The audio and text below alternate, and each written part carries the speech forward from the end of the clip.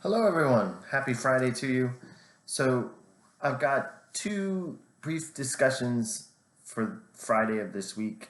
The first of them, this one is talking about the public goods game that we did together on Monday. So, on Monday, if you'll recall, we spent part of class time going through this exercise where we pretended to live in Privateville, this town where there are no taxes. Instead, people contribute to the things they want. And I mentioned in our the beginning of our debrief after the game that on purpose I started us with something like fire protection, where a neighbor comes up and says, "Hey, we have a volunteer fire department. They need to buy equipment and stuff. Are you willing to contribute to help have fire protection in this town?" And if you said no, then in that game I had it kind of push you a little more. The neighbor came and said, "Hey, listen, this is how this town works. We need fire protection, and this is how we support it. This is a really good cause. It's really important. Everyone kind of needs to chip in their part." And if you still said no, then the neighbor said, "Well, that's fine. It's your choice. But I should also let you know that if it's a small town and word kind of gets around. If you're not contributing to the common good with something like fire protection, it kind of seems like the fire department isn't quite as quick to respond to a call from a house that is known not to be a good team player, is known not to make their contributions." So basically, what I was doing there was starting with a largely public good, although something like fire protection has elements of both a public good and a private good, right?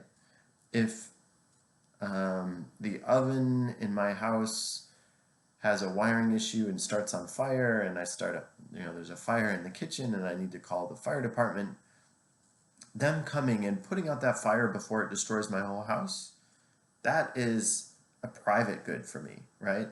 That's something that I would be willing to pay for. I'd be willing to pay for a fire service that prevents fires from spreading in my house. So there's a private good element to fire protection, but there's also a public good element, and that's the element of, one, spillovers. If my neighbor's house catches on fire, my house is likely to catch fire too, especially if it's a windy day or it's a really big fire, right? But there's also a public goods element in that if you're thinking out west about things like forest fires, one house burning, it's not about that house, it's about houses getting destroyed as part of a big wildfire, right? And so suppressing big, out of control wildfires, that's a public good. There's also something that you may have heard about in micro principles when talking about market structure and things like monopolies. There are economies of scale to something like fire protection. It doesn't make sense to have 5 different services that put out fires when there are fires in a community. Why? Because, well, it's actually cheaper to have one service that is working for everybody, right? So the classic example of a natural monopoly is these sort of industries, these sort of markets where your marginal cost is going down and down the bigger you get. And so utilities, electric service, water service, sewage service, it doesn't make sense to have multiple competing networks of a lot of those things.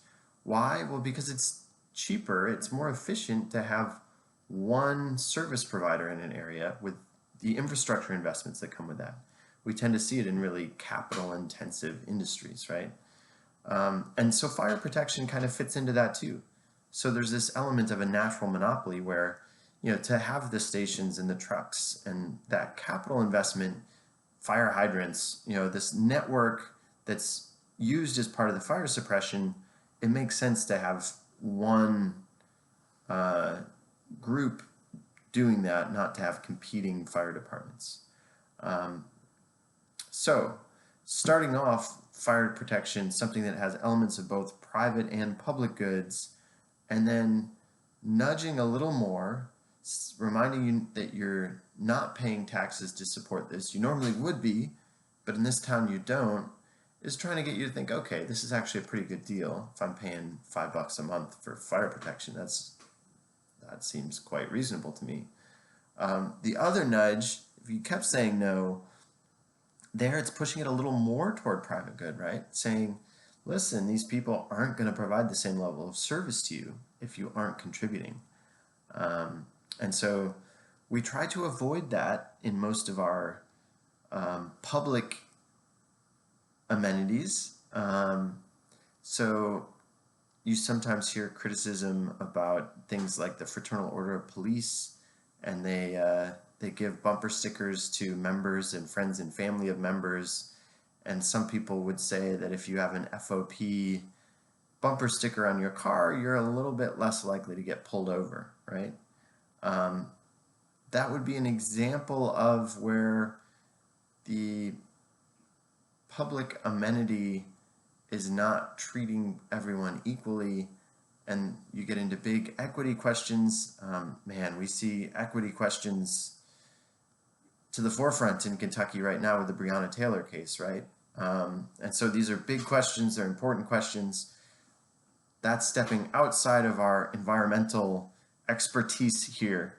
But there are some ties to ideas like public goods and this, how do we factor equity into these things? So with our public goods game, we started with something that had some elements of private good. I was trying to prime people to basically give money to contribute toward this public good. And we often see programs that are well designed, that are best at getting people to contribute to public things. They often have kind of an element like that, where they get people cooperating to start with. And part of it is almost this game theory idea, and that if we're having repeated interactions and we start with a cooperative outcome, we're much more likely to continue with a cooperative outcome. And so if we can get people to contribute a little bit toward a really worthy cause that's almost like a no-brainer, we're more likely to get them to consider giving money to other good causes, even if it may be a little less of a no-brainer slam dunk sort of situation. And so in this game, moving on from fire protection, we went to making a park. And so here we're not talking about a life or death thing. We're not talking about, people's houses burning down. We're talking about recreational green space, right? And it's something that people will enjoy. It's something that we may well want people to contribute to, and whether that's financial contributions or picking up litter or not littering, right? All of those are elements of the same sort of behavior we're looking for. This kind of pro-public goods, pro-environmental sort of stuff that has spillovers for other people. And contributing money to a park foundation that helps upkeep the park and improve it, that would fit into that category. So would going and volunteering on a Saturday morning and picking up in the park, right? Picking up litter and things.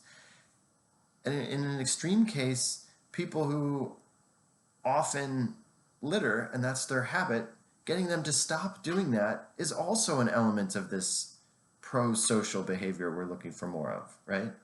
So what we're actually trying to get people to do may differ, but the basic idea is the same. And social sciences have a lot to say about ways we can help try to prime people and get them in a position to engage in activities like helping create and maintain and improve parks and green space. Within our little game, I made the numbers so that there was quite a bit of wiggle room. I could have probably asked for twice the amount, and the numbers still would have worked, in the sense that people had plenty of money to work with. They were told their income, and some people were randomly assigned $1,000 a month. People were randomly assigned $12,000 a month. So there's a big spread, but everyone had quite a bit of money to work with. If it had instead been framed, you have a monthly discretionary budget for contributions to things that you want to promote, you have $50 a month to work with, that's obviously a much smaller budget. Now, again, this is one of those things where framing really matters. Research shows that if people are thinking of their small but more targeted budget, they're willing to spend much more within that budget. We're going to get a lot less variation in the amounts people say they're willing to give. If everyone has, say, $50 as their monthly budget of things to contribute, and you can be putting that towards parks, or you can be putting that towards education, or you can be putting that towards environmental justice or other things, right? People will tend to spend that money, and they'll tend to give it in fairly consistent ways. If people are thinking about their bigger budget, you get answers that are all over the place. So if you're told you have $5,000 a month coming in, how much would you like to contribute to this public good? You'll have plenty of people who say, man, $5,000 a month, that's pretty nice, but there's a lot of money. I mean, I've got a mortgage to pay, and I've got insurance that I have to pay premiums on, and all these other things that just daily expenses, and they add up, and I don't know if I have anything left. I better wait and figure out before I say I'm going to give to anything that's not an essential. And a park is not an essential. So a lot of people will say zero. Now other people will be like, oh man, if I have $5,000 to work with, I gotta be able to at least throw a couple $100 towards this good cause, right? So you'll get people saying zero and people saying hundreds of dollars and everything in between. So what kind of budget people are thinking about when they're thinking about how to answer a question about what they're willing to pay for a public good, that really matters too. I left it as kind of a big budget framing in this experiment, but the results may be different if we had used a smaller budget. And these are the sort of research questions that a lot of people use little experiments like this to try to answer. They have often college students come into computer labs and go through little games like this and see what sort of framing, what sort of priming, what sort of ways that they ask the questions, they get people engaging in the most pro-social behavior. So those, we call them lab experiments in economics. I used to participate in some when I was an undergrad. Why? Because it was easy money. You often go into a lab, sit in front of a computer for half an hour, sometimes less, and at the end you get some money. 10 bucks, 20 bucks, 30 bucks, 22, 50. It depends. A lot of times it depends on how things go in the game for you, right? And if you are playing a game with other people simultaneously, it depends how they do and how much cooperation there is.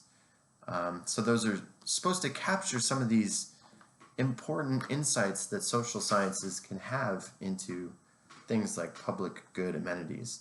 And so this little game we played, there weren't real money stakes attached to it, obviously.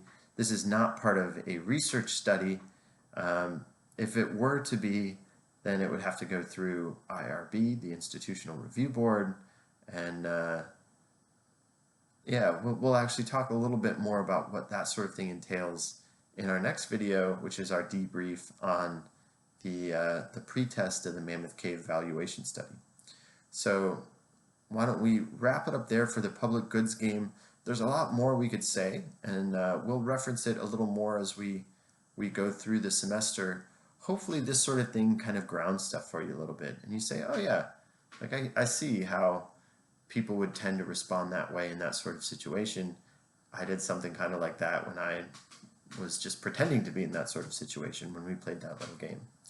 So if that works well for you, awesome. If it doesn't, hopefully it wasn't too painful, and we'll try some other methods as we go along too.